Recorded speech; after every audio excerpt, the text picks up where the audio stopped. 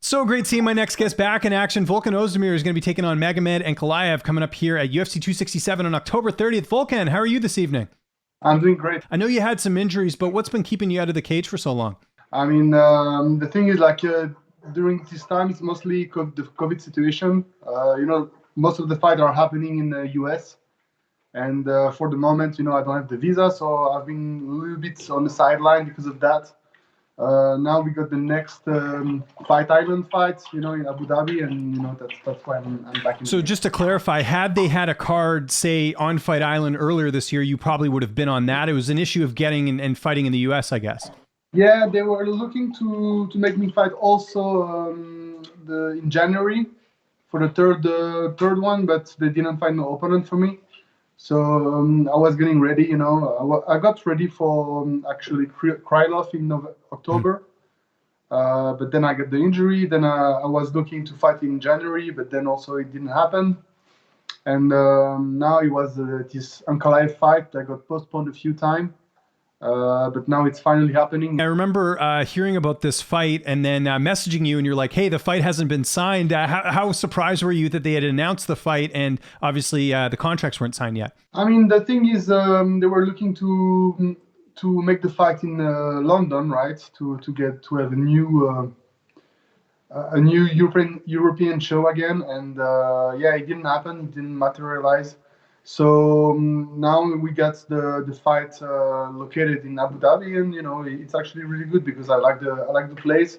It's actually a good place for the future of the sport, and I'm excited about it. Let's quickly talk about that last fight against Jiri Prochazka. We've seen what Yuri's done since fighting you. Obviously, he's the backup for this title fight on October 30th. What did you learn the most from that fight? Because you hit him pretty hard, and I think it was a close fight sort of early on. Yeah, I mean, I landed some pretty good shots, but obviously it doesn't matter what you did in the beginning because it's all about how you end the fight, right? So yeah, I had some good shots. The thing is, for me, it was more like what I'm doing is actually working really well. Wobbling like 3 times, and for me, it was just a matter of time until the knockouts comes. And I was looking at the knockout to come naturally. And the thing is, I actually kept the same energy, kept the same routine, the way to engage the fights, but he actually made a switch in between rounds. He came out fresh. He made some correction, and actually that's where he got the better out of me. So this is also something that I also improve. Obviously, Yeah. it's little tricks. Mental stuff, adjusting, and this and that. So things you also need also to get better. And obviously now I'm good with that. And another tough opponent here in Ankalaev, 15-1 record. How do you feel like you match up against him here? Actually, really good. I like him. I like his style. He's like maybe more like a normal type of guy. When you compare him to Jiri or even Rakic, those guys, even Reyes. Some of my last opponents have like a actually push push. They have actually a good style. No, I mean a different frame and stuff like that. They're big guys, really, really tall and this and that. And he's actually pretty much my size. Now the division has changed a lot. Most of the guy now I'm actually one of the shortest guy in the division. I remember when I first came into the UFC, I was already a top 10 since my first fight, since I fought the number 6 guy, and I was one of the tallest guy. Now I'm actually one of the shortest guy in the division. So it changed a lot. So Ankalaev is pretty much my size. He's a little bit bigger, but he's actually kind of similar to me. And I know you've been training back home. Who have been some of your main training partners leading into this fight? I brought some guy from Brazil. One of some old teammates that actually live over there, so coming back and forth. So he was there for me, Enrique Shigomoto. He made his tryout in the contenders, but he had to give it up for his opponent. We have some French guy also from Paris. that came. We have different people. Like some Portuguese guy. I had a pretty much bigger camp now since it got better with the COVID situation. With the vaccine now, it's a little bit easier to get inside the country and stuff. Are you any closer to getting to train again in the U.S.? Because I think people might forget that you used to train at what's now called Sanford MMA. It used to be called the Black Zillions and Hard Knocks. Are you getting any closer to going back and being able to train there? Yeah, we actually pretty much finished all the paperwork and stuff. We're just waiting on one letter, and then we will finally send the visa process. That's great.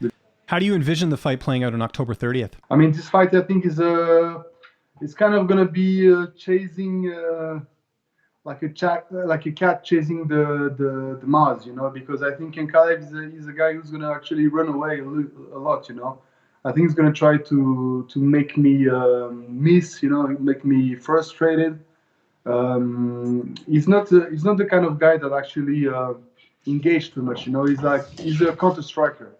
He's a counter striker, and I think his game is to make me out of my head, to engage a little bit too much, and or to take me down or to engage. So this is the stuff I need to actually watch out. Stay in my game, stay composed. And obviously, I need to bring the power. I think he's somebody that like to be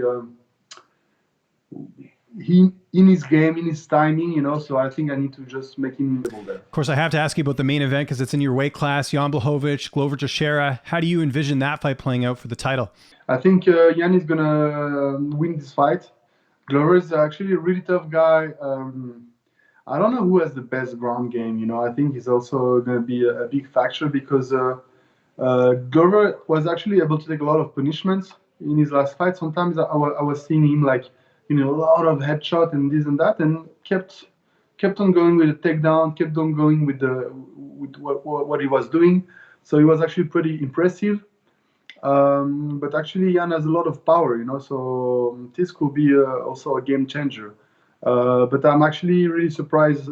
I'm actually waiting to see what's going to happen on the ground also in this fight, where actually Glover can bring a lot of surprise.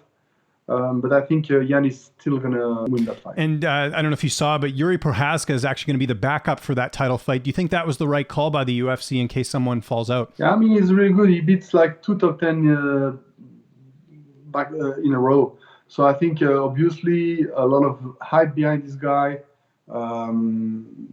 He's fresh, funny, character. So I think he's actually okay. For me, I like that anyway. I think they'll try to match him with the Rakic. He was back and forth, no from him, no from the other guy, and I don't know, what's happening. But right now, I think it's actually a good call because the fight will probably not happen. Hopefully, the main event still stays like that. How many more fights do you have left on your UFC contract? Do you know? 4.